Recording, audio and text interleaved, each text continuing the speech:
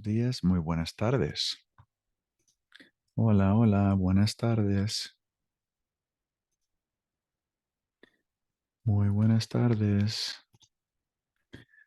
Hoy es jueves, son las 6. Ujú. Vamos a esperar un minuto porque muchos estudiantes entran. Vamos a esperar. ¿Cómo están todos? ¿Bien? Muy bien, muy bien, muy bien. Hola, Carter, Nicole, Peter, Sedita, Shannon, Winter. Excelente. Muy bien, muy bien. Vamos a empezar en un minuto. En un minuto. Ok, podemos empezar formalmente. Voy a compartir mi pantalla, screen, compartir mi pantalla. Hoy estamos en el capítulo 3, la lección 9. La lección 9. Y necesito poner todos los estudiantes en la misma pantalla. I will go ahead and post some of the participants so I can see who comes in and I can chime them in at the last minute. All right, perfecto, perfecto. And I'm going to open the chat because we're going to use that quite a bit as well. Open the chat. Ahora estoy listo. Bien, estoy listo. ¿Cómo están ustedes? ¿Bien? ¿Mal? ¿Bien? ¿Cansado? ¿Un poco cansada? ¿Cansado? Ok, espero que no. Ok, muy bien. Tenemos aquí una foto, un dibujo, una imagen. I put this here to remind me to tell you that there is a secret recipe to learning language. Yes, there is a secret recipe. Obviously, you're signed up for this class to acquire knowledge, to review material on a weekly basis, ask questions, practice, etc.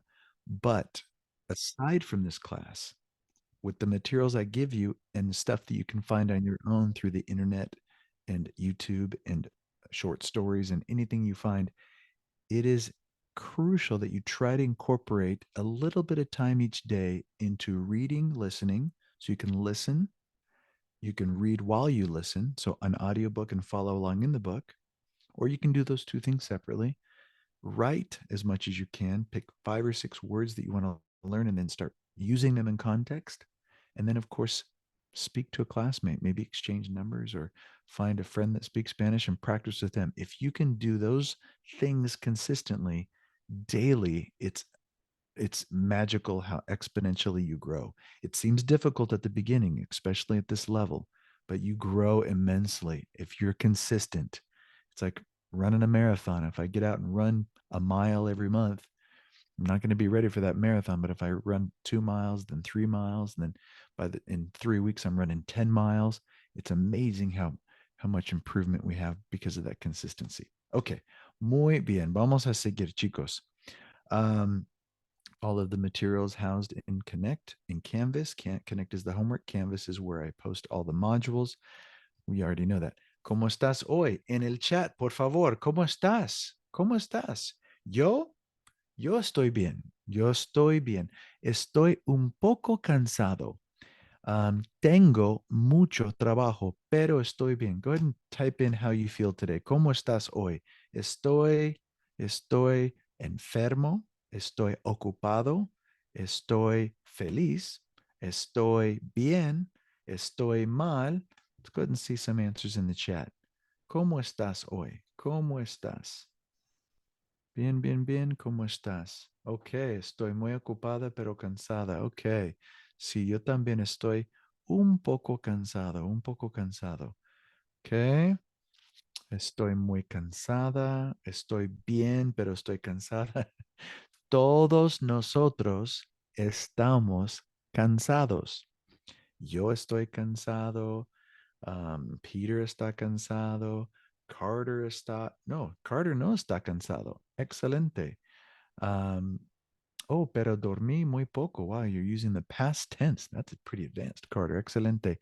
Ok, ¿qué día es hoy? Hoy es jueves. Hoy es jueves. ¿Qué hora es? Son las 6:07. Son las 6:07. Excelente. Hoy es jueves. Son las 6:07. Muy bien. Excelente. Okay. From our lapse of time, from the last time we've seen each other, any questions that you want to voice to the class? I'm going to cover quite a bit tonight. If you have questions throughout, please pause. Let me know. Hey, Adams, una pregunta. We'll go ahead and interrupt the lesson. So if you have questions throughout, let me know. Excellent in the chat or unmute yourself and chime in. Okay. Perfecto. Vamos a seguir, chicos. Tenemos aquí el diccionario de la familia. Okay, el diccionario de la familia. I'm going to go ahead and I got the participants there. I'm going to go ahead and stop sharing because I want to share another file. Okay, actually. Okay. Let me go ahead and get out of that. I apologize. Okay, let me go ahead. Perfecto. Vamos a repasar la familia aquí. La familia. Can you see the familia, Shannon, at all? Nope. Okay. That's not working here. Okay, let's see what we can. Okay, vamos a practicar la familia. If you can, those that want to chime in can unmute themselves if you want. Okay, we're going to go ahead and review here. Clase, repitan, por favor. Padre. Padre. Padre, perfecto, excelente. Padre. Muy bien. Padre. Madre, todos, por favor. Madre. Madre. Madre. Sofía es mi madre. Ok. Clase, hijo. Hijo. Hijo. Hijo. Excelente, hijo, son. Muy bien. Clase, repitan, hija. Hija. Hija. Hija. Excelente, hija. Ok, muy bien. Hermana.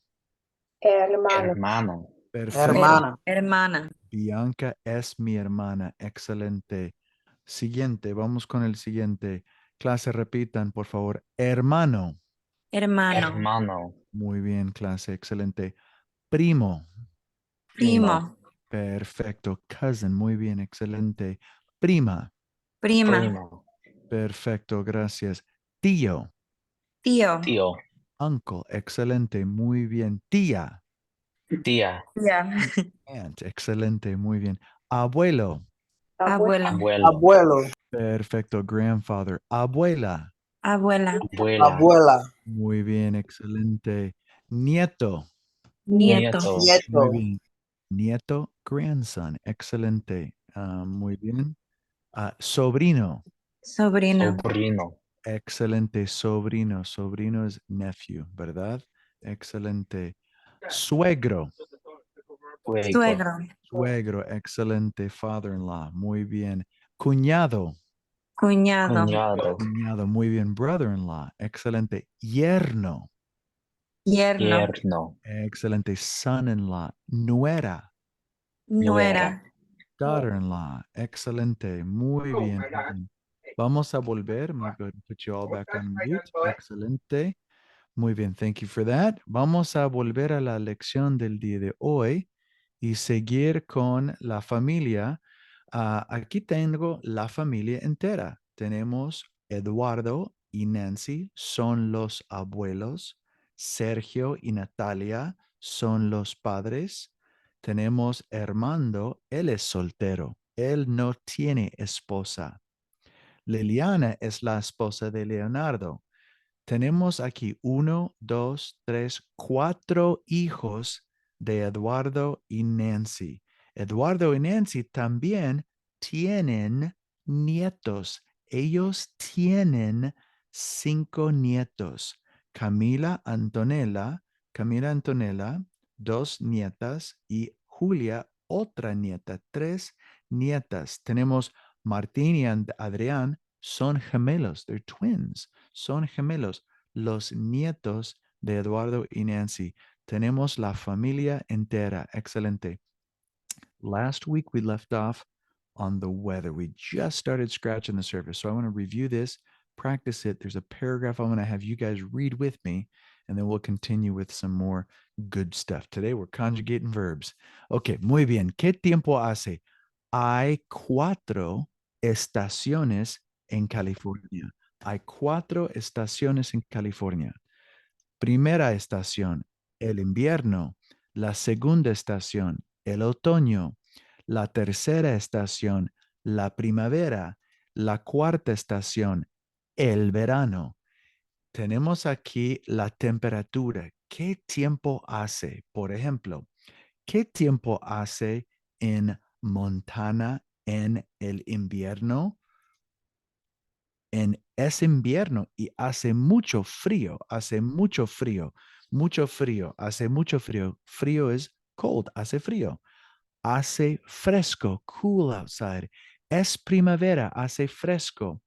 Es verano y hace calor. En California, en junio, durante el verano, hace mucho calor.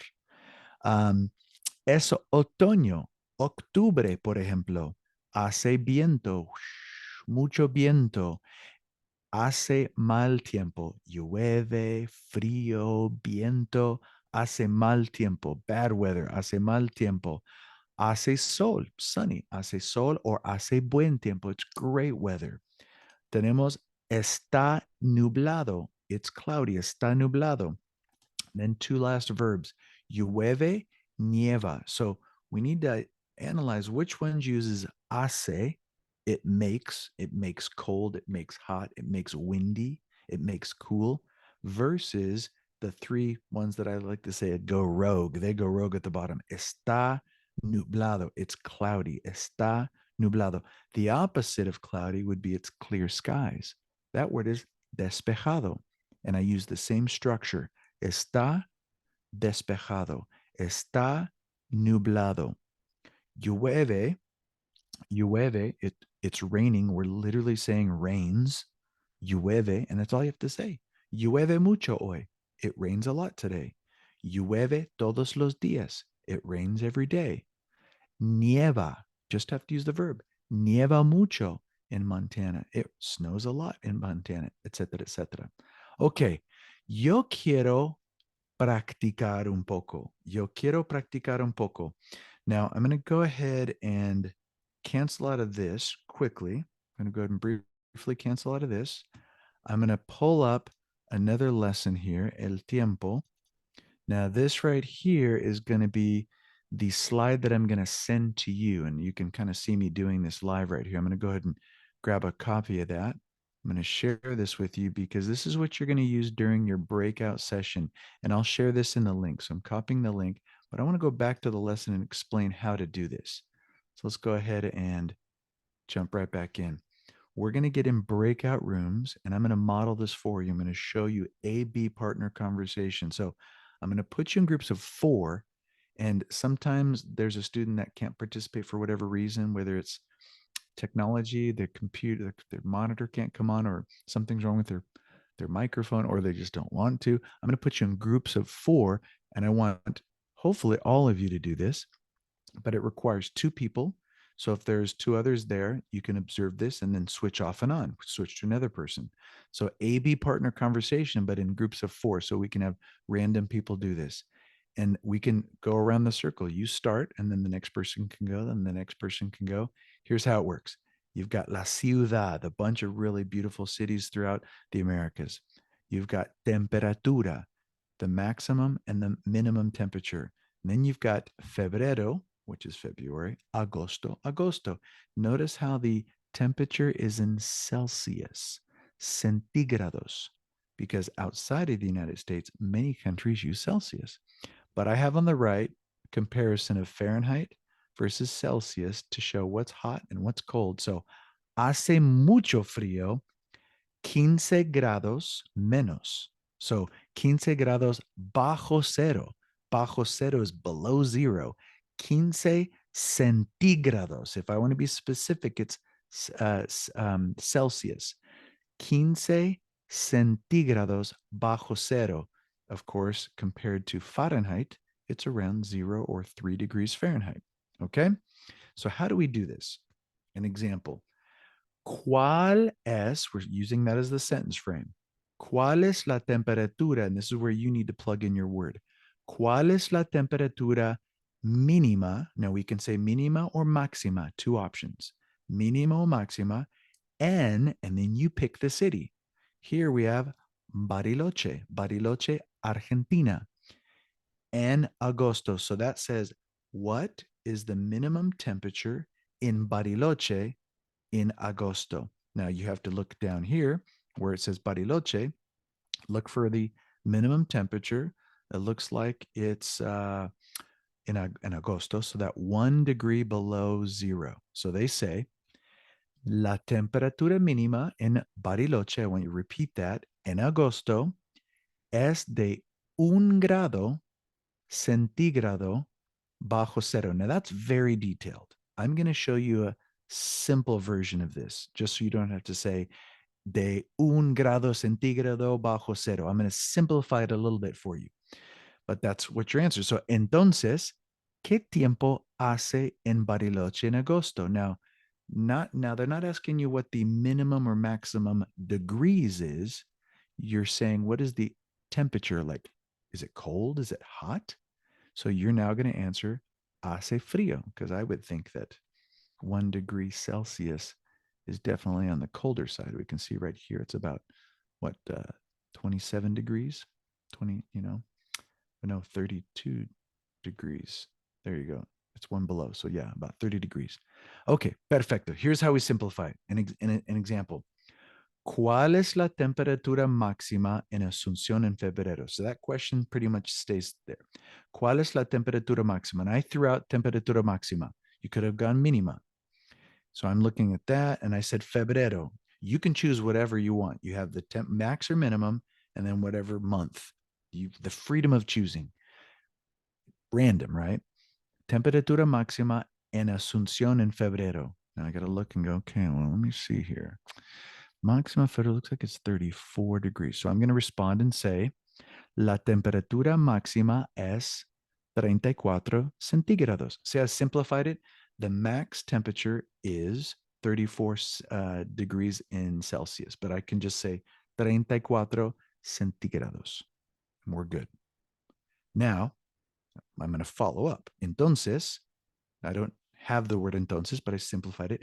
¿Qué tiempo hace en Asunción en febrero? Now, I actually did not put the en Asunción, so I'm going to correct it right in front of you. ¿Qué tiempo hace en Asunción en febrero? The response would be, hace calor. In my opinion, that's hot. Excelente. So I'm going to go ahead and escape out of this for now. I'm going to go ahead and plug in N, because you know how I like to roll when I correct these live with you. Make sure they're exact. There's no typos at all, last minute typos. So, ¿qué tiempo hace en Asunción en febrero? Hace calor. So that's the test. You have access to, and I'm going to get out of this again. I'm going to go back into this sample one and correct my typo in the other one. And so I'm going to put in the chat the link. So everybody now has the link to that sample slide. How do you say, oh, good. That's a great question. The question is how do you say 5.7 degrees? Now, centígrados is we're talking about Celsius, right?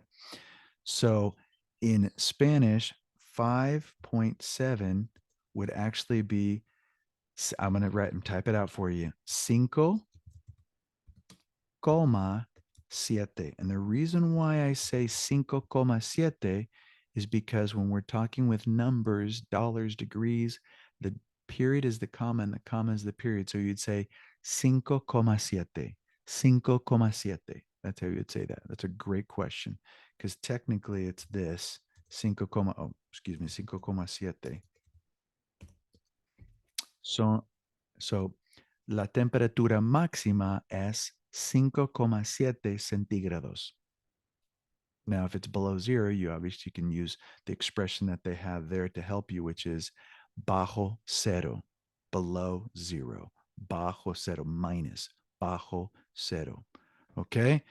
I'm going to put you in breakout rooms. We can do this, right? We're going to go groups of 3 or 4, and I want 2 random students to engage, and then just rotate if you can. And I'd like you to do this until I bring you back in the classroom. There's plenty of material for you to go through, as many as you can within 2 or 3 minutes. So please don't do one and then stop and say, "Oh, we're finished." I'd like you to do it again. Do it again. Use the time up until I bring you back in the room. That would be great. Okay. So I'm going to go ahead and temporarily. Okay. ¿Cómo están todos? ¿Cómo les fue? How was it? Was it a little difficult? Kind of be a little difficult to use the degrees and temperatures. We're going to go ahead and share my screen again. We're going to go back to that. Excelente. Muy bien, muy bien, muy bien. And we're going to go ahead and continue. Muy bien. Me gustaría leer un párrafo porque la semana pasada o la última vez, the last time we got together, I didn't get a chance to read this with you because we kind of ran out of time. So I wanted to go back to it. Ok, perfecto. Vamos a seguir aquí. Ok. Las estaciones del año en el mundo. Aquí tenemos dos hemisferios. Hemisferios, two hemispheres. El Ecuador, which is interesting because the equator runs right through a country called Ecuador. Very classic. Okay, excelente. Vamos a leer. Me gustaría leer. I'm just going to go ahead and call on you if that's okay. I know some of you have your screens off, so if you don't chime in, let me, or you could type in the chat that you can't or don't want to read. That's fine. Let's start up at the top. Who I have on my screen? Mia. Vamos, Mia. Can you read the first sentence, please, por favor?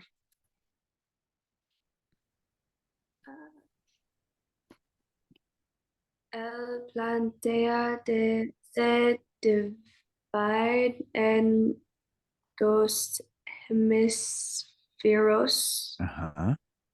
El hemisferio del norte y el del sur. Perfecto. Muchas gracias. Muchas gracias por leer. Excelente. El planeta se divide en dos hemisferios, el hemisferio del norte y el del sur. The planet, notice how planeta ends in an A, but it's el. That's one of those strange words where planeta is actually masculine. El planeta is divided into two hemispheres, dos hemisferios, the hemisphere in the north and of the south. Okay, excelente. Sedita, ¿puedes seguir, por favor, el siguiente frase? Por favor. En el hemisferio norte de la Tierra tenemos 4 estaciones. La primavera que empieza Ajá. Aproximadamente. aproximadamente el 21 de marzo, el verano el 21 de junio, el otoño el 21 de septiembre y el invierno el 21 de diciembre. Pero cuando... Excelente. No, está bien, perfecto. Gracias. Excelente, Serida. Muy bien. El hemisferio del norte de la Tierra. La Tierra is Earth. It's the name of our planet, la Tierra. The hemisphere in the north, the Earth, we have 4 seasons. La primavera, que empieza aproximadamente el 21 de marzo. The spring, that starts approximately the 21st of March. El verano, that starts the 21st of June. El otoño, fall or autumn, el 21 de septiembre. So it's pretty easy to understand this one. El invierno, the winter, el 21 de diciembre. Excelente. Chris P., ¿puedes seguir, por favor, leer? Pero ¿cuándo? Pero cuando es invierno en los países Países.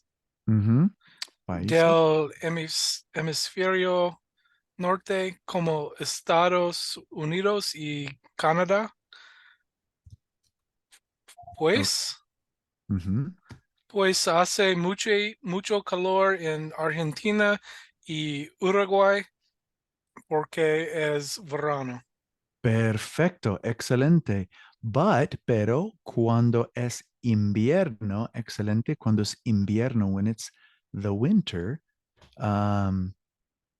En los países del hemisferio del norte, in the countries in the northern hemisphere, like the United States and Canada, pues, well, I like that word, pues, hace mucho calor. It's hot.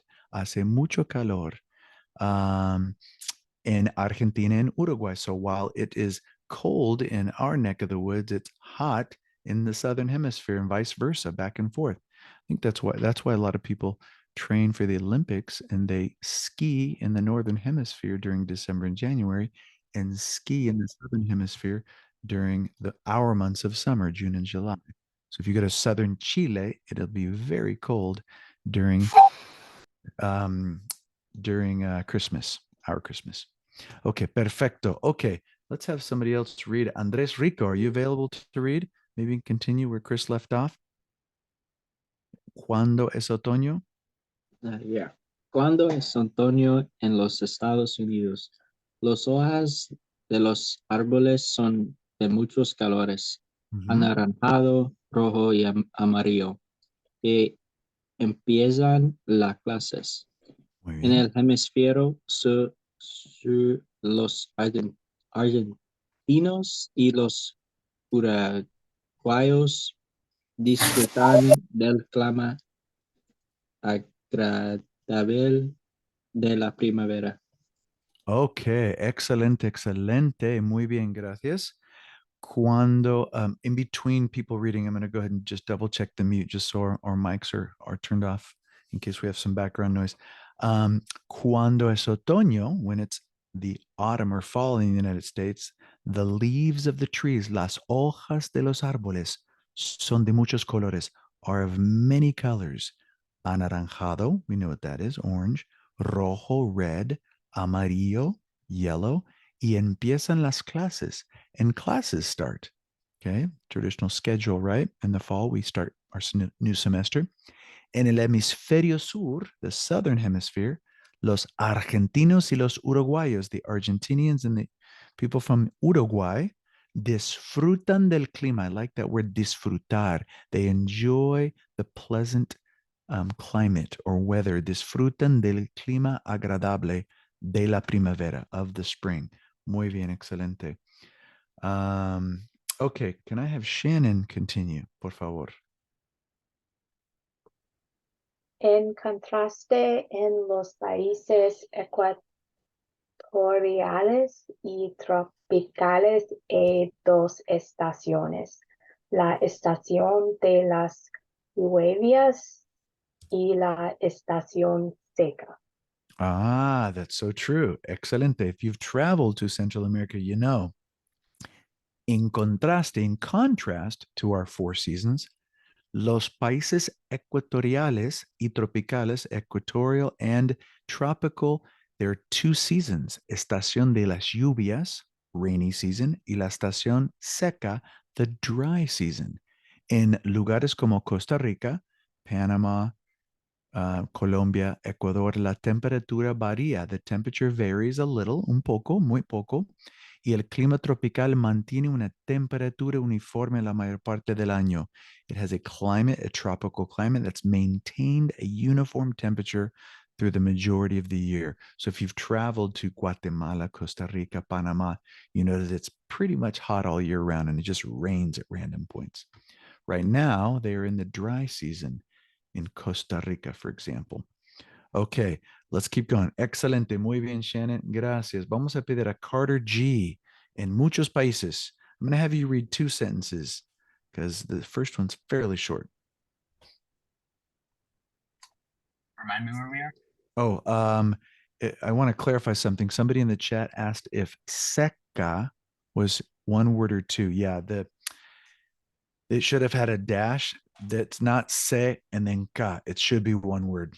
Thank you for the clarification. Seca is one word. It's just the way this was in a digital format and cut and pasted it came out a little awkward. So my apologies, but thank you for asking that. Seca is one word. Estación seca. S-E-C-A. Okay, go ahead, Carter. We're at en muchos países hispanos. En muchos países hispanos hay variación en el clima. En la península de Yucatán, en México, hace calor y hay mucha humedad, pero en las montañas de la Sierra Madre Occidental hace calor en el verano y mucho frío en el invierno. Muy bien, excelente. Gracias, Carter. Hay muchos países hispanos. There are many Hispanic countries. Hay variación en el clima. There's a variation in climate, right? En la península de Yucatán, the Yucatán Peninsula en México, hace calor y hay mucha humedad. That's humidity, mucha humedad.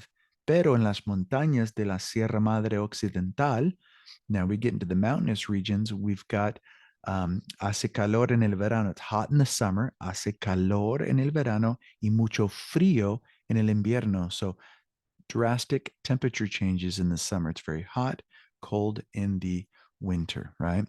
And that's what we experience as well in some many parts of the United States. En el norte de Chile, this long green country down here in the southern hemisphere, está el desierto. Oh, I'm actually going to have somebody else read that to finish off. Peter, are you available? You want to go ahead and take a stab at this? You available to Sure, read? yes. Beautiful. The very last sentence for us, if you could. En el norte de Chile. En el norte de Chile está el desierto Atacama. Atacama, Atacama. Atacama, el lugar más seco del mundo donde casi nunca llueve, sorry. Mientras que en el sur de esta llueve bastante y hace muchos árboles y lagos. Good, excelente, excelente. Muchos árboles y lagos. This is a very interesting country, Chile, because it's very lengthy. Width-wise, it's not very big, but lengthy-wise, it's extremely long. En el norte de Chile está el desierto Atacama. Now it says here, el lugar más seco, there's another word, árido, del mundo. It is the driest desert in the world. And it says, casi nunca llueve. It never rains there. In fact, just a historical fact, when the Spaniards were in that area, traveling north from Peru down to Chile to occupy the area, a lot of the Spaniards with their military garb on died in the desert because it was so dry, no water and availability, no moisture. Very interesting story. There's a book about it. It's historical fiction called Inés del Alma Mía, written by Isabel Allende. So once you get better at your Spanish, I recommend reading that in the target language. Inés del Alma Mía by Isabel Allende. And it says, mientras en el sur de este país llueve bastante, hay muchos árboles. Now, if you're familiar with this southern part of South America, Argentina and Chile, you've heard of the word Patagonia. La Patagonia, huge area of nature, mountains, glaciers, and it rains quite a bit down there. It's in the southern hemisphere. Okay, perfecto. High altitude and dry, good for astronomy. Wow, good suggestion, Chris. Excelente. Muy bien, perfecto. By the background that you have, I sense that you like astronomy. Excelente, perfecto. Ok, vamos a practicar el tiempo, la hora. Now, keep in mind, tiempo could refer to a couple different things. ¿Qué tiempo hace? What's the weather like today? And I said, no tengo tiempo. I don't have time. But when I'm asking what time it is, I'm going to use hora. ¿Qué hora es? ¿Qué hora es? Okay, ¿qué hora es? Son las 3. Vamos a practicar. I would like you guys to type in the chat the time. Vamos a practicar. ¿Qué hora es? ¿Qué hora es? What time would we say on that? I'll give you 15 seconds to type something, 20 seconds. ¿Qué hora es?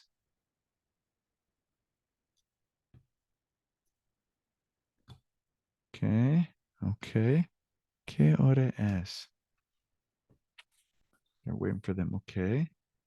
Carter, gracias. Okay. I'm going to help you out here. I'll give you the answer here. ¿Qué hora es? All right. Muy bien, Shannon. Excelente. Now we can do it a couple different ways. Excelente. Now keep in mind, we've got this little hand in between the 1 and the 2, and the big hand on the 8. So hour and minutes. So I'm going to go ahead and help you out on this first one. Es la 1:40. So you can either say it is 1:40 or son las 2:20, which is it's 2, the next hour, minus 20 minutes. So es la 1:40 or son las 2:20. Okay, muy bien. It's tricky because a lot of us are used to looking at digital watches, right? Okay, muy bien, excelente. How about this one?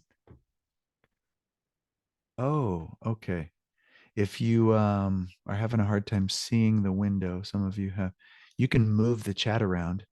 You can move the chat around. You can drag the chat window or close it. Yeah. Okay, perfecto, perfecto. ¿Qué hora es? Vamos, clase, ¿qué hora es? Okay, okay. Okay, gracias, Cirita. Gracias, Shannon. Gracias, Winner. Gracias, Chris. Excelente, excelente, excelente. Muy bien, muy bien, muy bien. ¿Qué hora es? 3 opciones. Son las 5:45, 5:45, o son las 6:15, 6 minus 15, so, or 6:15, like minus a quarter. So a quarter till 6, básicamente. Muy bien, excelente. Siguiente, vamos, siguiente. ¿Qué hora es?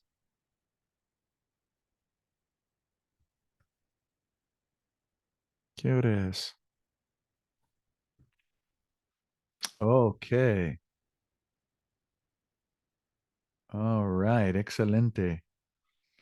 Good. I like the variety of vocabulary. Yes, we can use medianoche or mediodía. Okay. We don't know if it's PM or AM, to be honest. So we'll go ahead and do this. Son las 12. Now I can say 12 en punto, like 12 on the dot, like straight up. En punto, son las 12 en punto. Or I could say es medianoche, it's midnight. Es mediodía, it's noon, depending on AM or PM, right? Excelente. Muy bien, clase. Okay, siguiente. We have 2 more. Dos más. Tres más. Tres más. Tres más. Okay. Gracias, Peter, Chris. Wow. I love the speed in which you guys write. Excelente. Excelente. Muy bien, muy bien. Gracias por participar. Gracias por participar. Son las 5:15 o 5:15. Es opcional, clase. 5:15, 5:15. Excelente. Número 5, 2 más. ¿Qué hora es?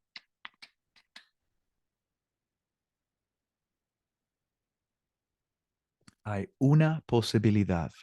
Una posibilidad. Hay una posibilidad. Ok, excelente, Sarita. Shannon, muy bien. ¿Alguien más? ¿Alguien más? ¿Alguien más? ¿Alguien más? Ok.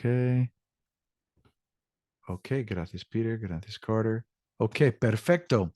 Es la 1:05. Notice how we're doing son las, but on this one, es la una, singular. Es la 1:05. Excelente. Ok, la última frase, la última pregunta. Sorry, I have a question. Yes, go ahead, Nicole. That last one, I put like es la 1:05. Is that not right for the 1 o'clock? Okay, so we want to go back to that. Es la 1:05. That is a colloquial way of saying it. It's not wrong. Oh, okay. Es la una, basically you're saying es la 1:05. Mm-hmm. That's a very colloquial way of saying it, and I hear people say that often. Not a wrong answer. Absolutely Okay. not. Okay. Absolutely not. Es la 1:05. Es la 1:20. You can replace E with con. Technically, it should be E, but it's not wrong the way you said it. Absolutely. Yeah. Okay, cool. Thank you. Perfecto. Muchas gracias, Nicole. Ok. La última pregunta. ¿Qué hora es?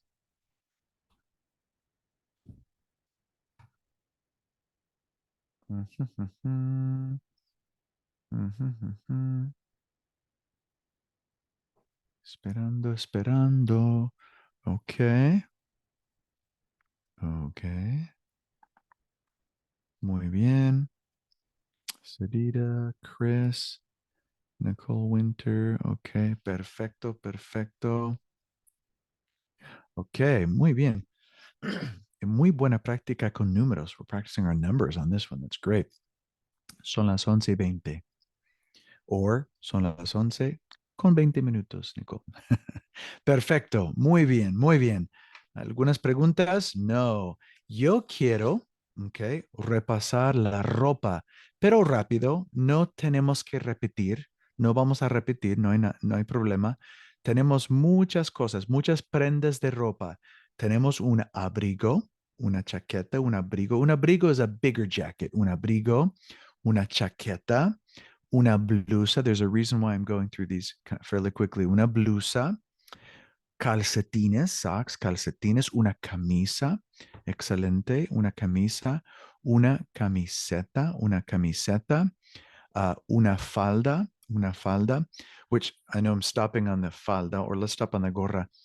Side note, before I forget, I've decided, and they'll start to appear tonight. Once I finish this class and the recording is done, I'm going to go into Canvas and add the recording to the resources, module B resources. I'm also going to go ahead and add the links to all of the Google slides, because some of you, I had an email with one of you that said, hey, is there any way I can access those slides? Because I go through them and you can access the video, but what if you want to click yourself and kind of go through the lesson at your own pace and go through the transitions at your own pace? Like, that's a wonderful idea. I'll just give them to you.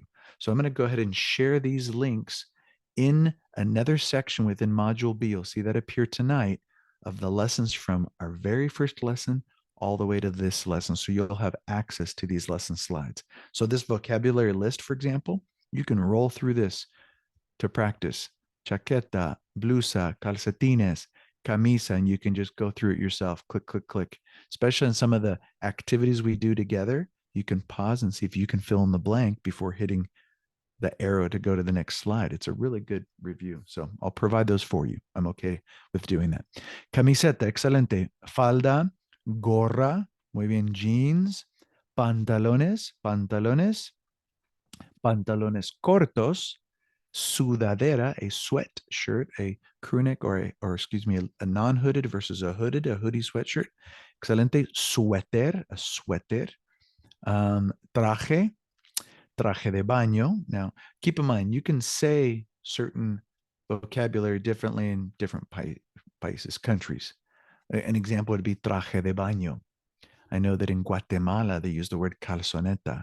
I know that in Spain, they use the word no traje de baño, bañador. So it really depends on the country. Traje de baño is probably what's going to appear in the dictionary. Vestido, excelente. Un vestido, zapatos, botas. Muy bien. Why did I go over those? Because we're going to incorporate them in the use of demonstrative adjectives. Okay? Don't be afraid of that word. You don't even have to memorize the word demonstrative, but that technically is what it's called. Okay? Los demostrativos. Bien, listos, clase. Vamos a empezar. Demonstrative adjectives point out people and things. You'll see what they are in 2 seconds here. We've got este and esta, this, ese, esa, that. Looks very similar. This and that looks very similar. The only difference would be that little T there, right? Ese, este, esa, esa. But where do we put them in a sentence? If I want to say this hat, this shirt, this boy, this book, this class. How do we do that? For example, and I'm sorry, we have the plurals first. I'm jumping the gun here. We have these, estos, estas. And then how do we form the plurals of those? Just remove the T's. Esos, esas. Okay, so the spelling is fairly similar. What draws a lot of confusion is in the feminine version, we've got esta, estas. But in the masculine, we have plural, which makes sense, estos, but the singular is with an E, not an O. That's the big wrench in the system here. The masculine singular for both this and that have an E and not an O. So if I wanted to say, for example, this dress, I would not say esto vestido. I would say este with an E, vestido, but the rest fall in suit. Esta camisa. Of course, we have ese libro, not eso libro, ese libro, esa sudadera. Now, I have one more that I'm throwing out because the book throws out this last option. I'm including it in because it's important, but you're not going to use it a lot. And what's the difference? I'll tell you what the difference is. Ese libro versus aquel libro, or esa sudadera versus aquella sudadera. They both mean that. They both mean that. Ese libro, that book. Aquel libro, that book. They both mean that. What is the big difference? The big difference is distance. So if I look at a table and 5 feet away, I say, oh, I need that book, ese libro. But if all of a sudden I'm sitting on the couch and I look in there's another room and I see the book way at the end of the hall and it's kind of far, I can say, aquel libro, that one way over there. So it's aquel is ese, but way over there. And that's all subjective.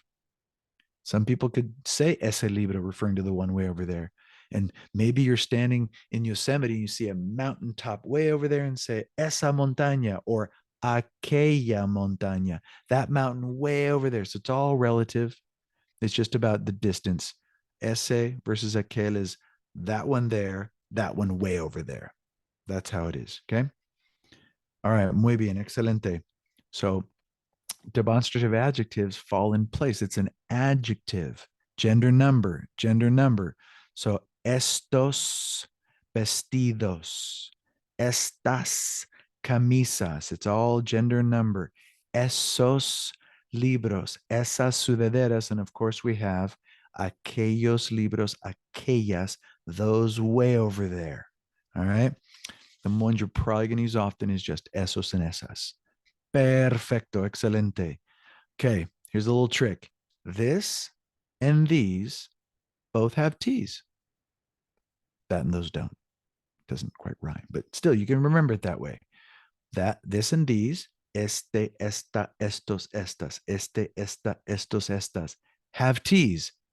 If I'm not touching the item, I'm pointing at it because there's a big difference between this pen versus that pen over there. I'm not touching it. Once I grab it, this pen, or I'm right here, this pen, have T's. That and those don't. Ese, esa, esos, esas. Okay? No es tan difícil, ¿no? ¿Sí? Ok. Vamos a practicar. Vamos a practicar. Tenemos aquí este, esta, ese, esa, estos, estas, esos, esas. Bien. This, these, that, those. This, these, that, those. I'm going to take out aquel, and aquella, and aquellos, and aquellas for argument's sake. I want to focus on the other ones, even though those are in real life, but let's not focus on them for this activity. Okay? Muy bien. Voy a dar un ejemplo. ¿Cómo se dice this t-shirt? We already got Miss Reddix popping in. Excelente. Gracias. This t-shirt. Now I'm going to give you a vocabulary list in case you forgot what those words are. So this is kind of a little help. So yes, esta camiseta. Muy bien. Excelente. Muy bien. Esta camiseta. I'm going to ask for people to speak up and say the rest of them. But to help you prepare, so you're not caught off guard, I'm going to give you the list. So start thinking of how do you say 3, how to say 4, how to say 5, because I'm going to call on you. So I'm going to give you about 20 seconds to try to think on which combination of words I'm going to use. Huh? These t-shirts. Now we already know t-shirt is camiseta, but how do I say these t-shirts? Vamos a, let's see here. I know that, let's start out with Marisa. Marisa, are you there to chime in maybe? What are these t-shirts? How we doing, Marisa? I know you have your camera off, but are you there to help out? Chime in maybe? No? Yes? Marisa? Okay, perfecto. How about Diana? Diana, are you there to see if we can get that first one? These t-shirts? No. Would it be estas camiseta? Oh, make sure you make that plural, but yes, estas camisetas. Perfecto. Excelente. Gracias. Muchas gracias. Okay. Those pants. Let's go to Shannon. Those pants. Esos pantalones. Muy bien. Esos pantalones. Muy bien. Excelente. Sadida, that jacket. Esa chaqueta. Repite, por favor. Esa chaqueta. Okay, excelente, excelente. Esa chaqueta, excelente, esa chaqueta. Muy bien, muy bien. Número 5. These socks, Mia. ¿Qué piensas? ¿Qué piensas?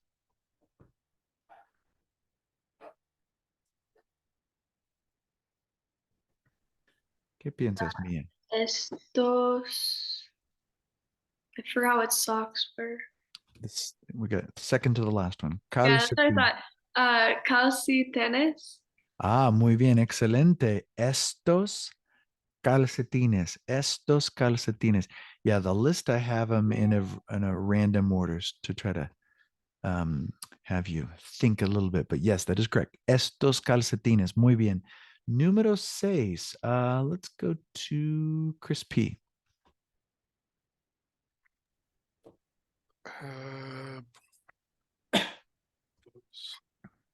It's going to be esas sudaderas. Okay. I'm so glad that you didn't get confused with sweatshirts versus sweaters. Two different items, because my teenage students like to call their sweatshirts sweaters for some reason. Okay, excelente. Those sweatshirts, esas sudaderas. Excelente. Excelente. Muy bien. Peter, this dress.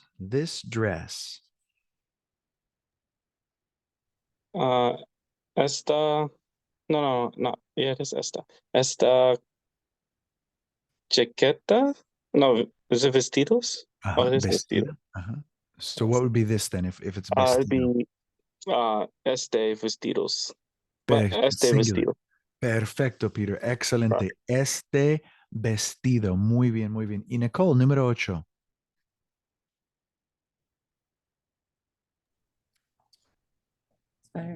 Esa sudadera.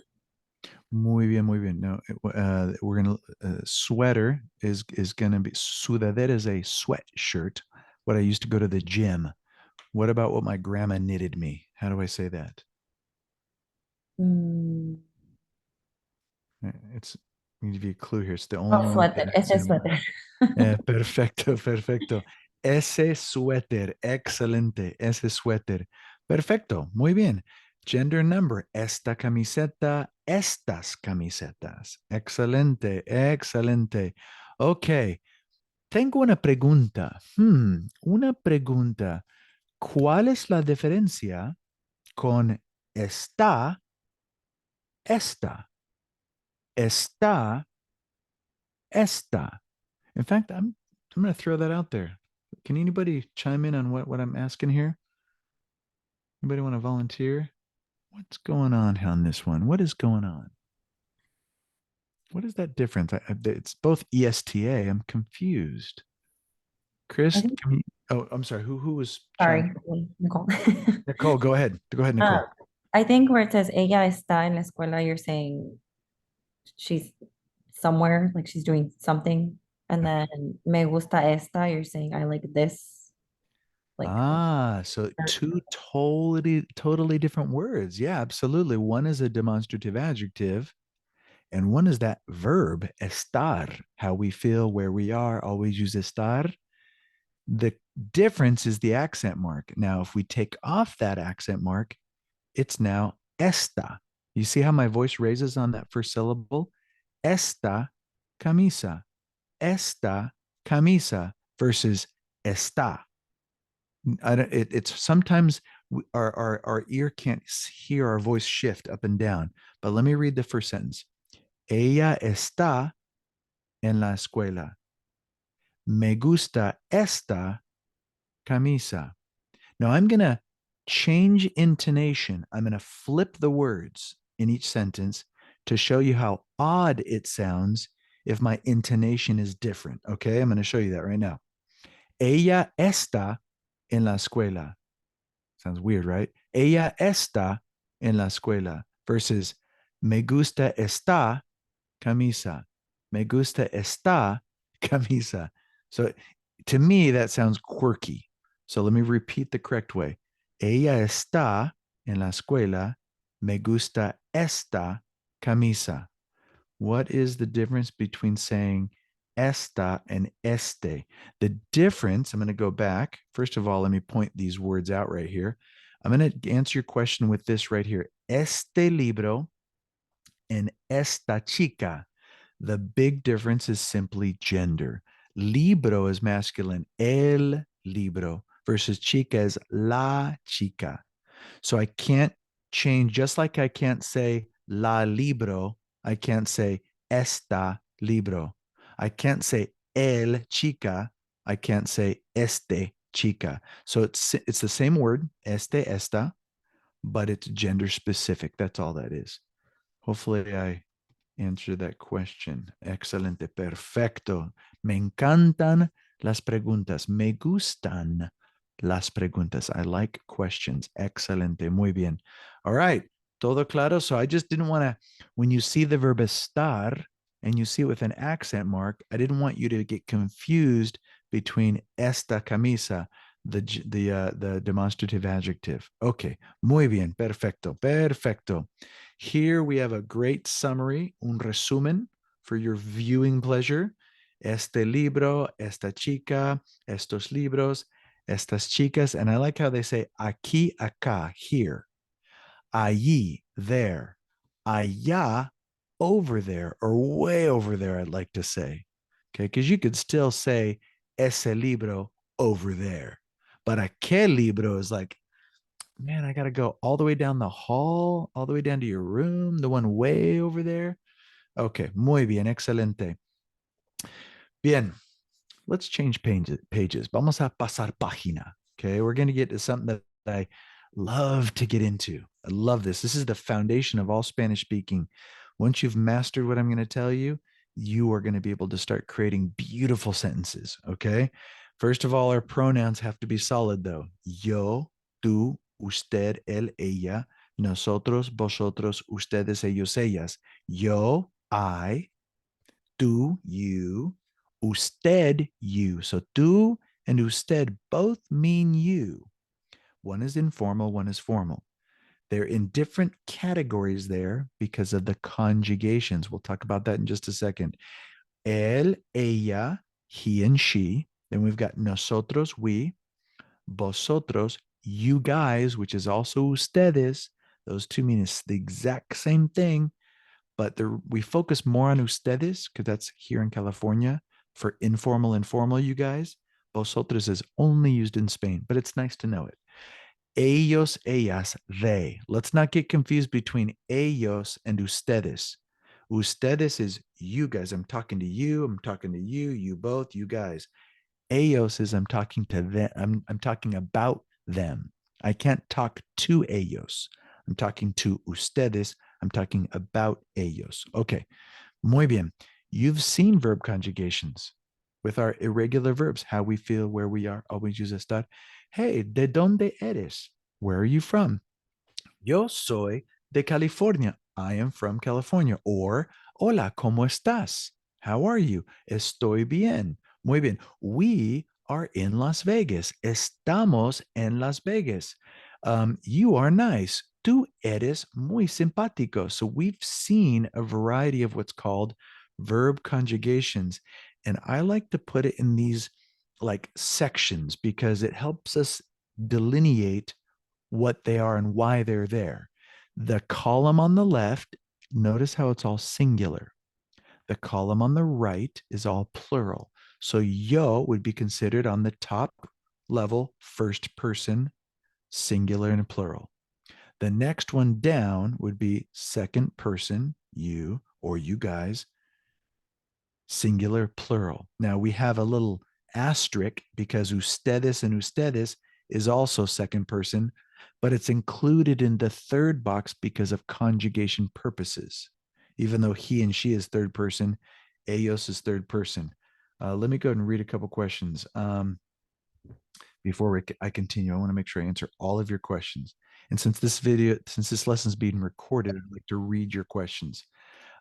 Is there a difference between the pronunciation of el and el? And he spelled that el without an accent mark and el with an accent mark. There is no difference in pronunciation whatsoever. Now, with esta and está, the reason why the pronunciation is different is because we have two syllables. Esta, two syllables. So it could shift up and down. But with el, it's monosyllabic, only one way of saying it. So here's the rule. Hold on. Monosyllabic words with one syllable, monosyllabic words never, ever have an accent mark unless you're distinguishing it between another word. So el without an accent mark is the. El with an accent mark is he. How do we know the difference? Context clues. Now, when you're speaking Spanish, it's irrelevant how things are spelled. You know, él baila, he dances. Me gusta el baile, I like the dance. It's irrelevant whether it's got an accent mark or not because it sounds the same. Hopefully that answers your question, Chris. Another question. Are el and ello the same thing? I feel like I remember ello and ella being a pair. Okay. I'm so glad you mentioned that. Thank you. A lot of my Spanish 1 students, when we're learning these pronouns, make a type of word association and they create a pronoun in their mind that actually is not used. Now, ello does exist, and I'm not going to go into details on how it exists, but let's delete it from our mind from now. Ello and ella does not mean he and she. It's el, el. But a lot of students will, for some reason, make that connection. They'll think, well, if ella is she, ello must be he. But please don't cross that bridge. That is an unforbidden bridge. Let's try not to make that assimilation. Let's just say el, he, ella, she. So I think when you said the words in your question, misremembering, you might be just bringing back from something you've experienced in the past, because a lot of students make that error. So ello, let's not use that at all. It's just él and ella, he and she. Hopefully I answered that question. Okay, perfecto. It makes sense to why people would think ello is valid, because look, ella, ellas, the plural form ellos. Why don't I just drop the S and create ello? But let's not add that in the mix. It's a unique thing. El is what the word is. Okay. Verb conjugations. Usted, él, ella are in the same category because they conjugate in the same way. See that está? So you, Mr. Adams, are in California. Usted está en California. He is in California. Él está en California. She is in California. Ella está en California. So está, and all three of those, it's all about context. The same thing with ustedes, ellos, ellas, you guys, and they all have the same conjugation, son, and that's going to apply to every single verb. Okay, let's take a look. We have a couple different types of verbs. One main verb is the AR verb. AR, it ends in an AR, hablar. That's what's called the infinitive, the non-conjugated verb. Okay. Does everybody see the pronouns here? Yo hablo, tú hablas, ella habla, nosotros hablamos, vosotros habláis, and ellos hablan, or ustedes hablan. The cool thing is if it's a regular verb and it's an AR verb, because there's 3 different types, all of the verbs are going to have the same treatment. We're going to say them all the same. I'm going to give you one right now. I'm going to type it in the chat. The word is caminar. Okay, caminar means to walk. So if I'm going to follow the logic, how would I say we walk? How would I do that? If I'm going to use the same endings on all AR regular verbs, how would I say we walk? Anybody want to type that in there? Good, Shannon. Excelente. Excelente. Muy bien, Nicole. Excelente. All right. I'm going to give you another verb. So the answer was caminamos, just like hablamos. We take that AR off and apply the ending. Caminamos. Here's another cool verb. I like to do this often. Cocinar. Cocinar means to cook. How do I say you cook? Like my friend. Hey, friend, you cook very well. You cook, for example. That's all we want to say is just you cook. Muy bien, excelente. See, we get the pattern. Tú cocinas. Okay, I'm going to do one more. Let's throw out another one. Let's go the word patinar, to skate. I used to like to rollerblade when I was young. Patinar. How do I say you guys skate? You guys skate. Take that ending. You guys skate. Oh, wait a minute. You know what?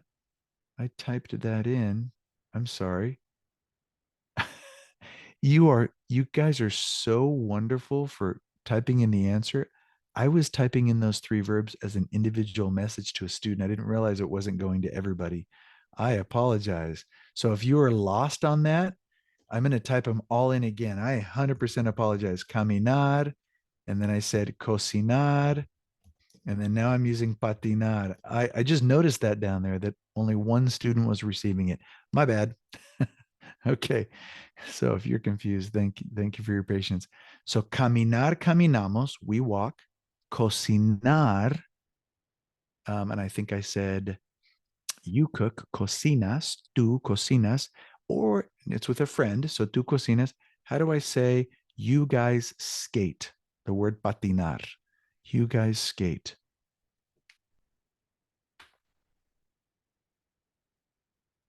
I see Shannon with a possible answer, and I see Nicole with a different answer. Very curious.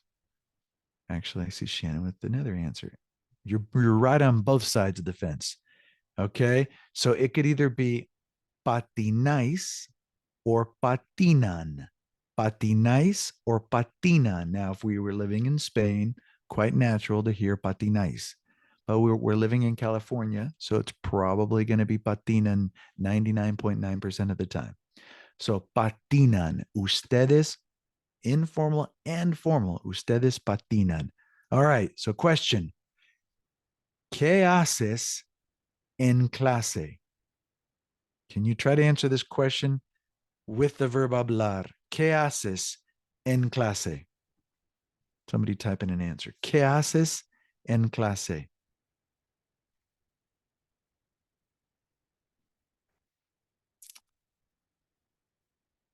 Shannon está en España? That's a good question. I don't think she is. Okay, excelente. How can I answer that question? Okay, muy bien, muy bien.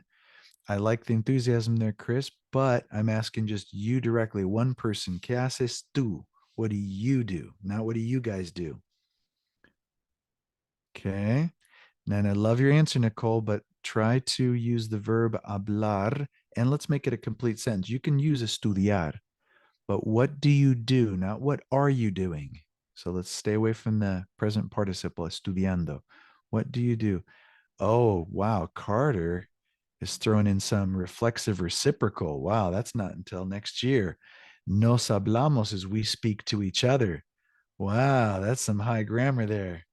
That is correct, by the way. It's called the reflexive reciprocal. Okay, estoy estudiando español. Okay, yes, technically you can say that. I was looking for something simple like yo hablo español en clase. So what do you do in class? Because let me ask you in English, and your sentence is beautiful, Nicole. But let me, if I were to say, hey, what do you do in class every day? And you responded, I am speaking Spanish. That would come across as awkward. Now, if I said, what are you doing? I am speaking Spanish. So if I say, what do you do? Like a typical question, what do you do on Saturdays? What do you do during the day? What do you do Sunday night? What do you do? What do you do? What do you do? It would require a present tense verb conjugation. What do you do on Saturday? I clean the house. What do you do at school? I study. What do you do in Spanish class? I speak Spanish. So do you see what the angle I'm getting at? ¿Qué haces? And I'm pushing that a lot because a lot of my students really don't know how to navigate that word haces, the word hacer, to do, to So do. estudiando is not like something that you do? No, it Like, or is. it is? It is, but let me ask you this. If I said, hey, what do you do in Spanish class? And you said, I am speaking Spanish. Mhm. How does that sound? I guess, yeah, that sounds a little off. Yeah, I'll go ahead and type it. It's better if we see it. Like, Mhm. what do you do in Spanish class? I'm going to type two possible answers and you tell me which one sounds better. Answer one, I am speaking Spanish, or I speak Spanish. Go ahead and read those to yourself. Which one sounds better? I speak Spanish. Okay, same thing in Spanish. So we Okay. can't say estoy estudiando español. Now, if I were to ask this, check this question out. Let me throw this at you. And I said this, ¿qué estás? And I'm going to do this. Sorry, this is a Haciendo. little, this is a little advanced question. We're not there yet, but I'll say it. ¿Qué estás haciendo? And I Mhm. said that. Your sentence would be perfect. Oh, I get it. Okay. You see the That makes difference? sense. Mhm. One is what do you do typically versus Yeah. hey, what are you doing right now? That would be the proper I answer. see. Okay. That makes sense. Yeah, perfecto. Okay, so just FYI, if you look up verbs in the dictionary, you will not see the conjugation. Like if I want to say, how do I say I swim? And you look up swim, you're not going to see yo nado. You're going to see the infinitive, nadar, the unconjugated form. So please don't let that throw you off, okay? All right. Muy bien, excelente, excelente. Tenemos aquí algo interesante. Now, a lot of my students, the bridge you need to cross is connecting the pronouns and the verbs accurately. Just like in English, if I said I speaks Spanish, it sounds wrong. Or he speak Spanish, it sounds wrong. We have to have the correct conjugation. So I've devised a flashcard method. This is not memorizing, like, how do you say shirt, camisa? How do you say book, libro? This is a sentence structure, and I call them magical flashcards. The only reason I call it magical, because at the end of the process, you will think that they are magic. Now, I have my students during high school create these for AR, ER, and IR, and we do it in class together. So I know that they're not messing up. But it's often easy to mess up because it's like making I remember for a Christmas party, I made 2 pumpkin pies. They came out beautiful. Brought the pumpkin pies. We had a beautiful dinner. We cut into that pumpkin pie and I took a bite and it tasted blah. And I'm like, what happened? Aesthetically, it looks good. I forgot to add the sugar.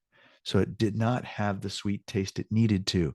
If we miss a step on these, they won't have the magic happen. So I have decided, and I'm glad we have a little bit of time, I've decided to play the tutorial video, just this one. There's 3 of them, but I'm only playing this one to show you and have you ask me questions if you're confused, because I actually want all of you to make these for all 3 verb tenses, because I promise you, if you practice these 5 minutes minimum, 10 minutes possibly a day, it's amazing how much your brain will start making logical sense of this subject verb craziness that's going on. So I'm just going to play it. Sit back. It's 5 minutes, 35 seconds. Go ahead and observe. Hola, clase. Today we're creating flashcards to study our AR verbs in the present tense. Take one flashcard and write the letter I. We're going to start out with our subject pronouns. Right in the middle of the card. Turn that over and write yo in the left margin. It ends in the letter O, so I want you to fill in the left margin with yo and O. Set that card aside. Now, once again, it's very important that you follow that specifications. It's like building something. Oh, we need to have the board. It's got to be 2 inches thick. Well, don't make it 4 inches thick. You got to make it 2 inches. So those locations on the card are extremely important. We're going to go ahead and take the pronoun you. There are 2, usted and tú. So we'll start out with the familiar, or you can put INF for informal. And then we're going to turn that card over and write what it means in Español. Tú. And it ends in AS. Go ahead and set that card to the side. Our next flashcard will be the formal you. And then you're going to turn it around and write what it is in Español. Usted. And then it ends in an A. Okay. Set that card to the side. Then we're going to take the next pronoun, which we can use, he. And then you're going to go ahead and turn that card around.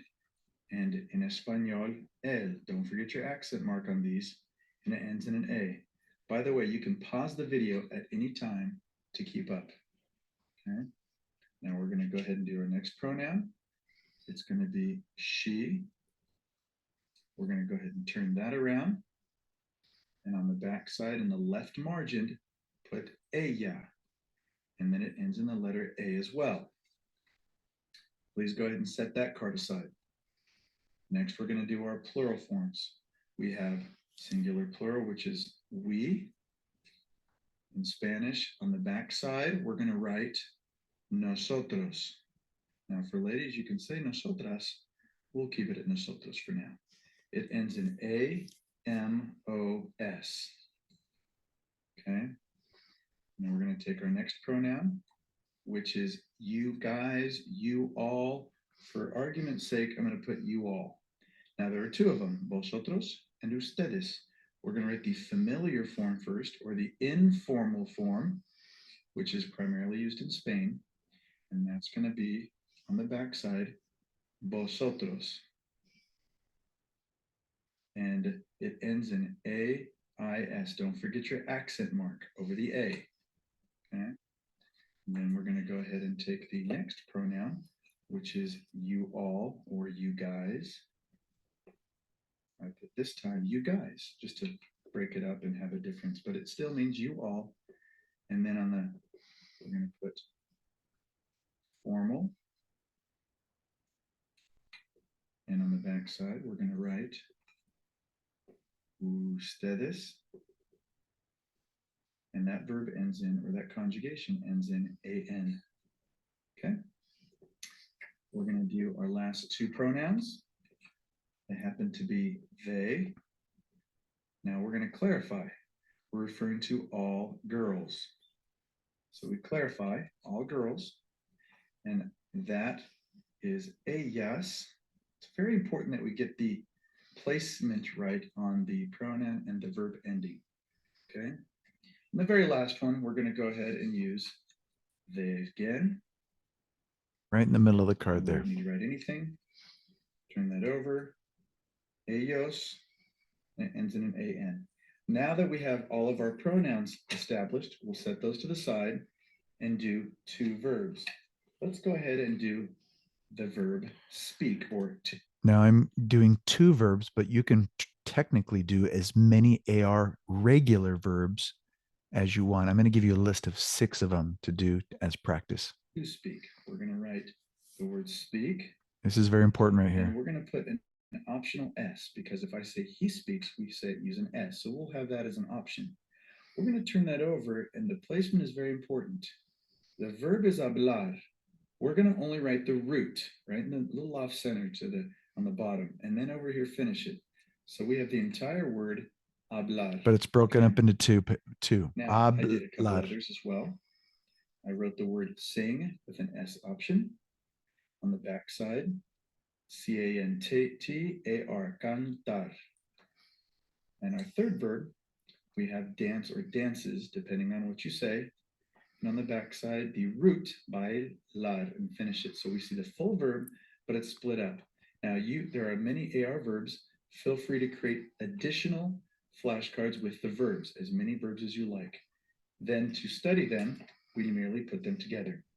I have a pronoun and a verb.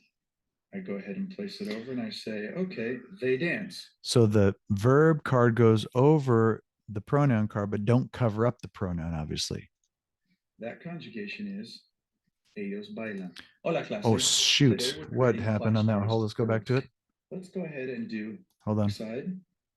Sorry. And finish it. So we see the full. Free to create additional and to study them, a verb. Okay. I go ahead and place it over and I say, okay, they dance.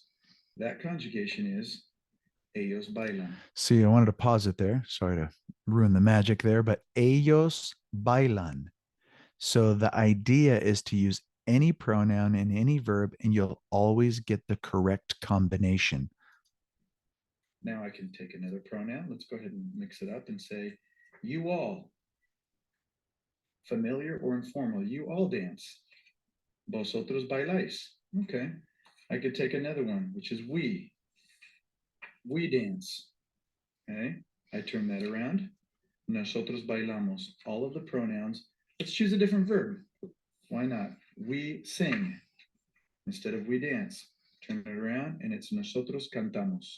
So you can study your pronouns and verbs and have correct conjugations. Now, notice on the desk I have 3 colors because I have ER flashcards and IR flashcards. And my students in the past have asked me, well, since I have already created the pronouns, do I really need to recreate the pronouns for the different colors? Yes, you do. The ER flashcards have its own 10 pronouns. The IR flashcards has its own 10 pronouns because the verb endings are different for ER, AR, and IR verbs. Okay, so I don't want you to mix and match colors because that will come out with wrong conjugations. And this is, I would like you to, this is not required, but it's very helpful to do this, very helpful to do this.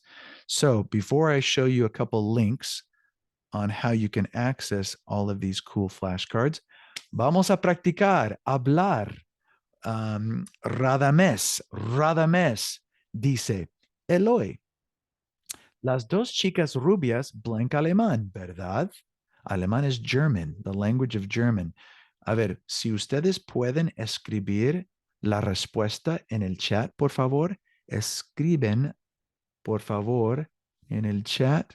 ¿Cuál es? Hablo, hablas, habla, hablamos, habláis, hablan. Excelente, excelente. Muy bien, muy bien. Sí, hablan. Las dos chicas hablan alemán. Número 2. Claudia dice, Camila, ¿blanc italiano tu padre?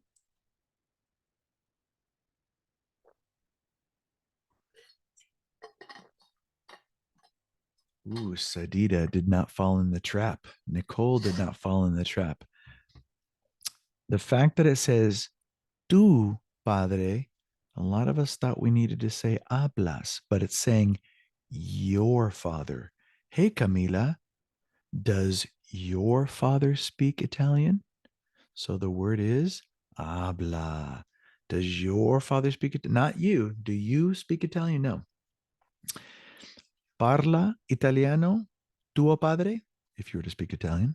Okay, Ana Sofia says, Xiomara y Lucia, vosotras blank francés? Ooh, they're using vosotras. Interesting. How would we do that? Ooh, somebody knows. Shannon knows how to do accent marks. Chris as well. Wow.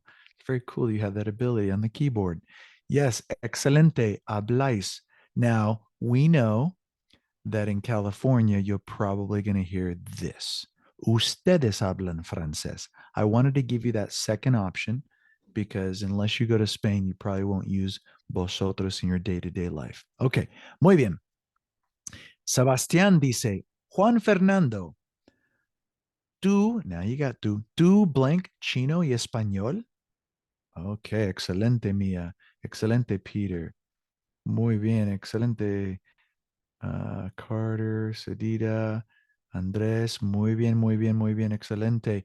Juan Fernando, hey, ¿tú hablas chino y español? Do you speak Chinese and Spanish? A ver, I had a friend that lived in Tijuana. He was Chinese and spoke Mandarin and Espanol. I only spoke Spanish and English at the time, and we were at a restaurant in Tijuana, and we were both speaking Spanish to each other. And the waiter came up and saw this very typical American white guy with a Chinese guy speaking Spanish. It was very awkward, very surreal moment for him. Okay, excelente. Juan Fernando, sí, yo blank bien los dos idiomas. Yo blank bien los dos idiomas. Yo hablo muy bien. One thing to point out, idiomas language.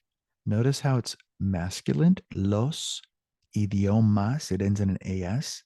So yo hablo bien los dos idiomas. I speak two languages well. The two languages well, meaning Chinese and Spanish. Eloy, Ángela, usted blanca español muy bien. So Ángela must be an older woman or his teacher, something of that nature for him to use usted, or from Costa Rica. Okay, usted habla español muy bien. See, so you guys see how those verb conjugations go together? They work. We can't say las chicas rubias hablar alemán. No, hablan alemán. Habla italiano tu padre. Excelente clase. One thing to keep in mind is the fact that we're conjugating verbs. In some verbs, like in the tu form, well, all verbs in the tu form, or nosotros, or yo, words that clearly show what the pronoun is, we actually don't have to put the pronoun on there. For example, note that in many Spanish verb endings, who or what the subject is not necessarily mentioned. We know what it is because of the pronoun, because of the conjugation. For example, hablas español. I don't need to say hablas tú español.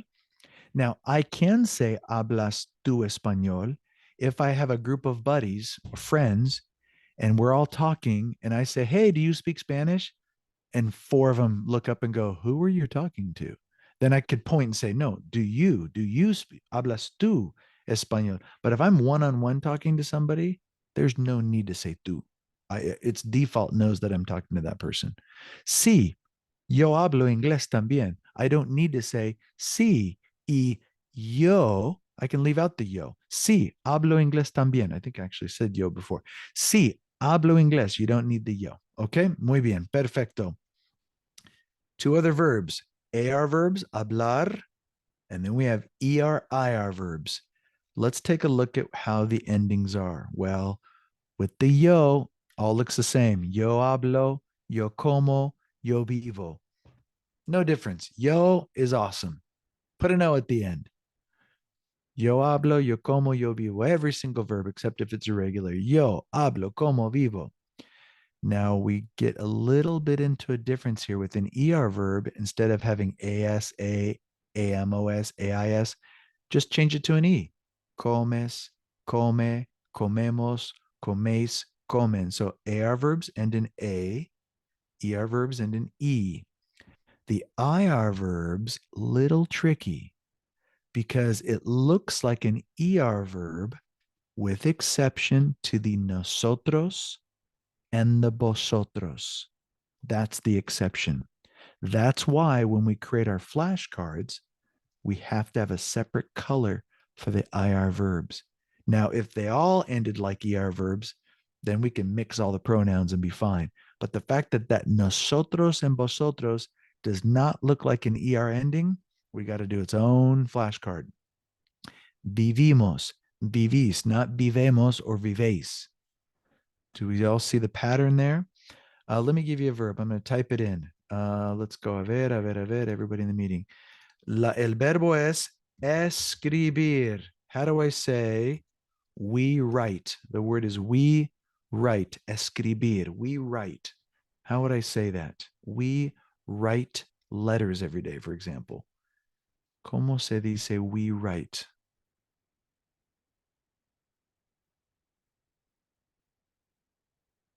Okay, muy bien. Good, good, good. Now, some of you are including the pronoun nosotros, and some of you are omitting the pronoun. Now, you include it because, yeah, sure, nosotros escribimos. But in the real world, I don't have to say nosotros. I could just say escribimos. I can just say escribimos. Excelente clase. Escribimos. Side note here. By now, you've noticed that we have tú and usted, which both mean you. You've seen that. We've talked about it. Okay. They don't conjugate the same. So usted habla and tú hablas. Usted conjugates like a he or she. So just try to make sure you don't get that confused. Usted vive, usted lee, which is a side note. Okay, excelente.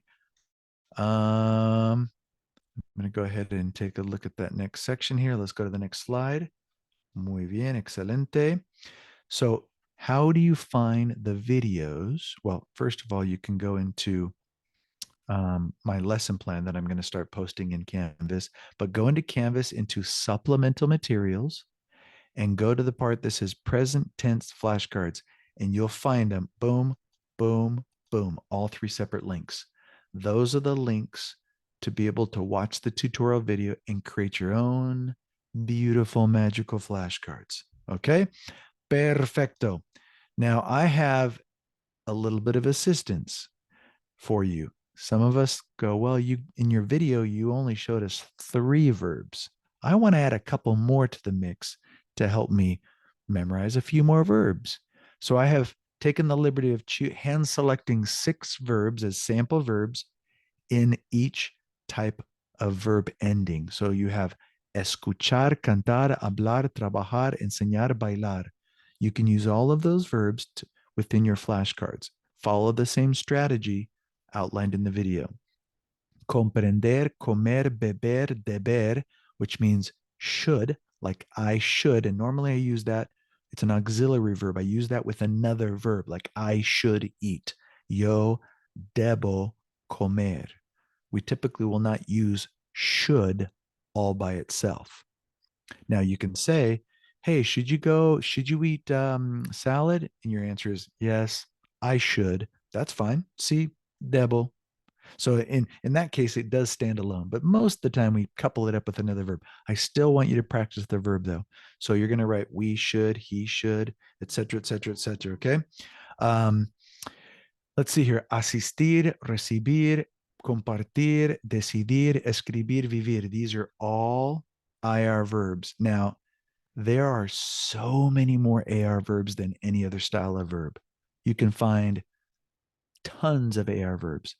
There's a handful of ER verbs, but there's a limited amount of IR verbs. So this is in order of quantity. IR verbs, it's hard to come up with examples, but I came up with 6 of them. Asistir, which means to attend, not to assist, which is kind of funny because to assist is atender. Well, that's very confusing, isn't it? Asistir is to attend, atender is to assist. Whew. Crazy world we live in.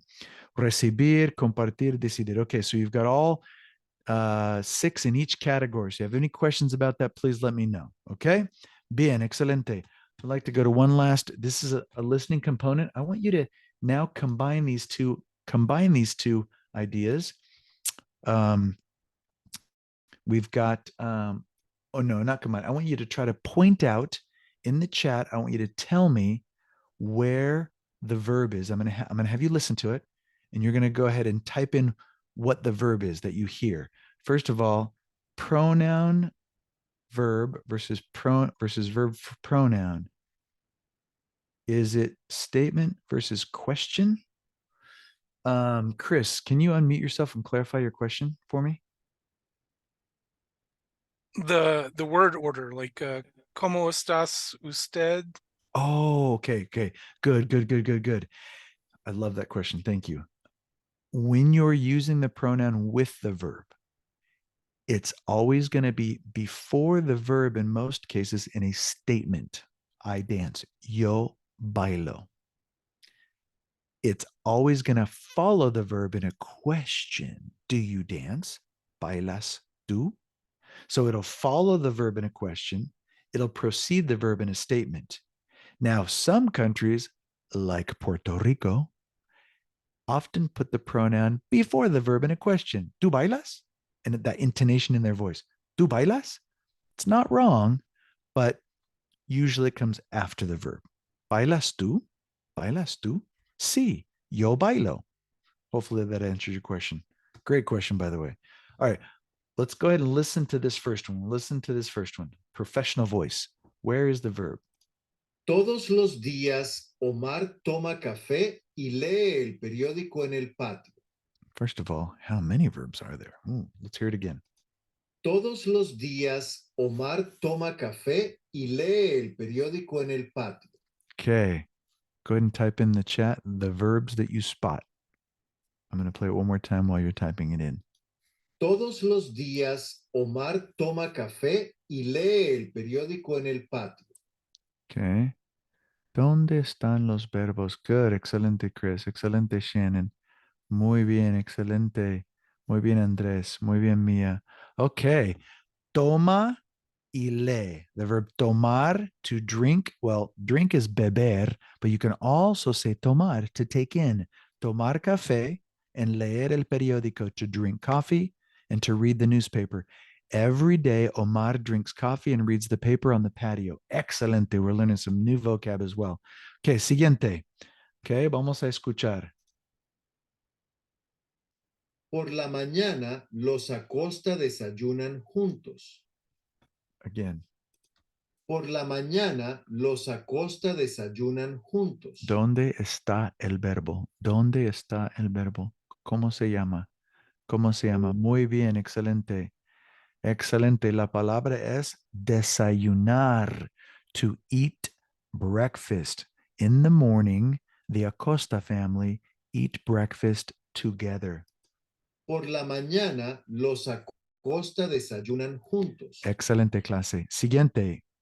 Más información. Es un poco difícil. Omar y los niños salen de la casa a las 8 menos cuarto.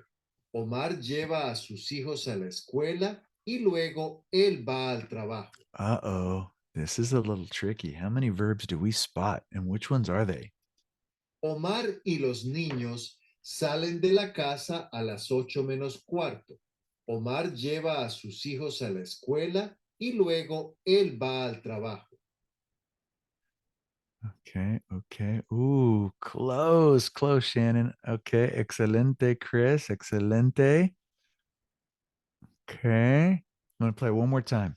Omar y los niños salen de la casa a las 8 menos cuarto. Omar lleva a sus hijos a la escuela y luego él va al trabajo. Okay. Omar y los niños salen. Number one, salen de la casa. They leave their house a las 8 menos cuarto. 8 minus a quarter. So 7:45. They leave. Salir, to leave. Omar lleva. Now you've seen that word lleva as in to wear, like llevo una camisa, which is not wrong. But in this case, llevar means to take. Omar takes his kids a sus hijos a la escuela, to school. Y luego and later, el va. Va is the third. Va al trabajo. He goes to work. Now this is tricky because you haven't learned the word va yet. It's from the verb ir. It is completely irregular.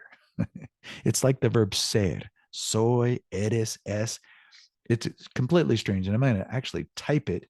So I'm going to have yo voy, tú vas, él va, nosotros vamos, vosotros vais, ustedes van, ellos van, and then ellas van. Look at the verb to go. Look at how crazy that is. I go, you go, he goes. It doesn't look like anything from ir. Interesting, right? Okay, let's go to the next one. We'll learn that word in great detail later on. Okay, siguiente. Marcela limpia la casa por la mañana y por la tarde hace la compra en el supermercado. ¿Dónde está el verbo? Marcela limpia la casa por la mañana y por la tarde hace la compra en el supermercado. Oh, okay. While you're looking that up, there's a question about trabajo. Yeah, the verb trabajar is to work. And if I say I work, yo trabajo, I work. But it's also the noun work. I go to work.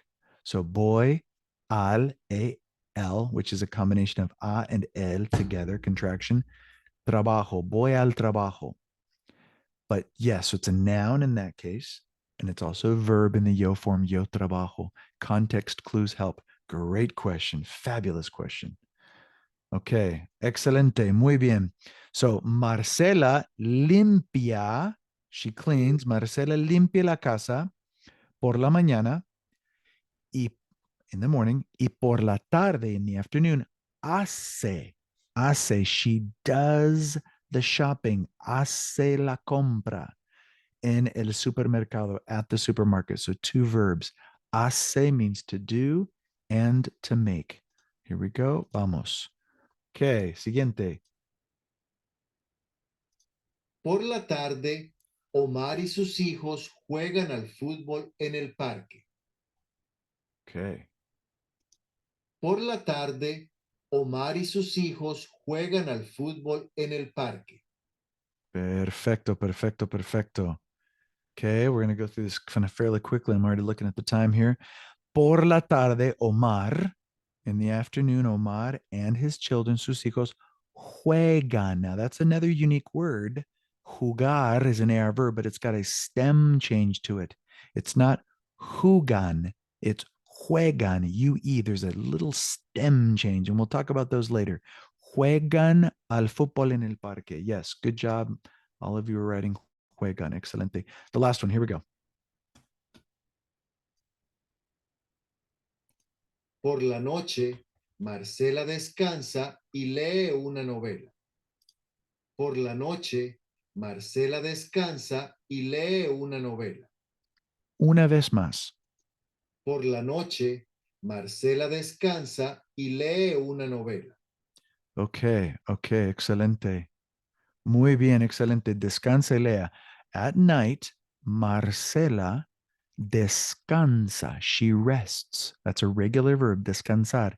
Y lee and reads. Notice I have that double E there. Lee una novela. And she reads a book, a novel. Okay, excelente. Now, quickly, I've got one more thing here. I want you to type in the letter that you hear. Now, we're combining all of our cool magic. Let's look at A, for example.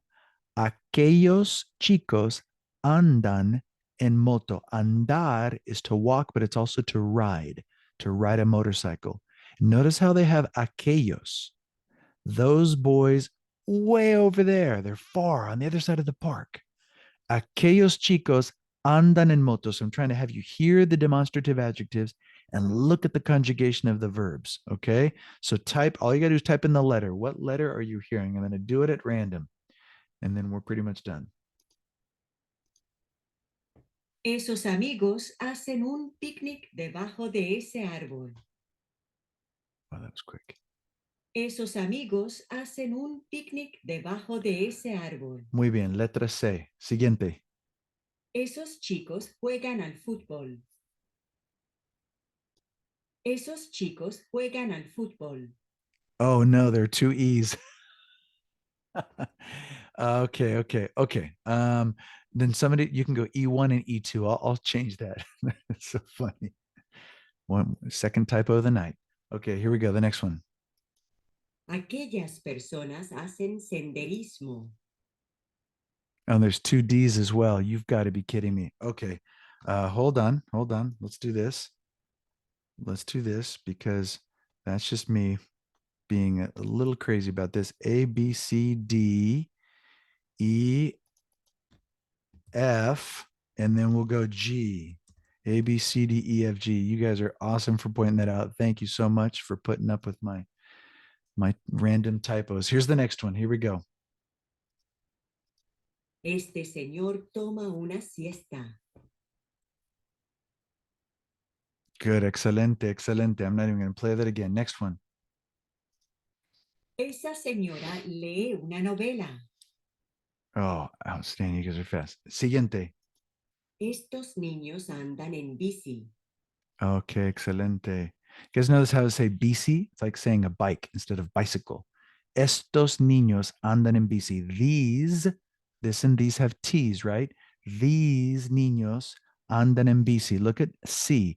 Esos amigos, those friends, hacen un picnic. They make a picnic or have a picnic debajo de ese árbol, underneath that tree. Very, very cool. You guys are awesome. We don't have time for anything else. Maybe just one little thing, and then I promise I'll let you go. We have the sample verbs that I told you about earlier, AR, ER, and IR. And I have 3 questions. ¿Qué haces durante el día? ¿Qué hace tu hermano durante el día? And ¿qué hacen ustedes durante el día? Ideally, I wanted you to answer all 3 of them. And if you have time, definitely do that, but at least answer one of the 3. You get to choose. Pick any one of these verbs and go ahead and see if you can type in an answer. And I know it's redundant, but I want you to include a time. I want you to try to include a time, not redundant, but a little much. I'm asking you to do a little much. Can you type in a time? I have the time there. For example, what do you do during the day? You can say something like, I eat at 3. You remember how to say that? I'm going to type that in the chat to show you. Yo como a las 3. Yo como a las 3. That is, I eat at 3. Yo como a las 3. Go ahead and see if you can answer one of those 3. Their very last task, I promise.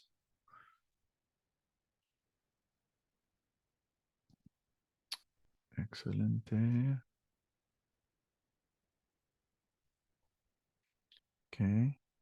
Okay. Durante el día yo como comida a las 6. No need to repeat comida. Just the fact that you say como, it's understood that you eat food. I wouldn't imagine you eating anything else, right? Okay, excelente. Yo trabajo todas las horas. Yeah. Very busy, huh, Chris? Yo corro en el parque al mediodía. Wow, Peter, that's a great sentence. I run in the park at noon. And that is a correct grammar, too. Yo trabajo hasta las 5. Wow, look at all these very cool words. Hasta, until 5. I work until 5. Excelente. Now, I kept it simple for argument's sake. In general, I wanted you guys to use the time, but in general, because I wanted to show you the verb structure. Yo, ¿qué haces tú? What do you do? And I would say, as an example, escucho música. I listen to music during the day. Now, I could say a las 2 or a las 3, like I asked you guys to do, right? ¿Qué hace tu hermano durante el día? What does your brother do during the day? Now, keep in mind, I've got to conjugate the verb. Now, I put ele. Now, I could have just said le, which is fine because I know who we're speaking to, but sometimes we don't know what lee refers to. It could be ella, it could be usted. So I threw it in there to show you that ele, he reads a book during the day. And I could put a time in, al mediodía, for example. ¿Qué hacen ustedes? How would I respond to that one? That's my big question. Can anybody quickly respond to that one? And I know I said I'd let you go, and it's 8:01, so I appreciate your patience. How would I respond to that one? What would be an appropriate response? This one's the toughest one. All right, I'm going to give it. Okay, close.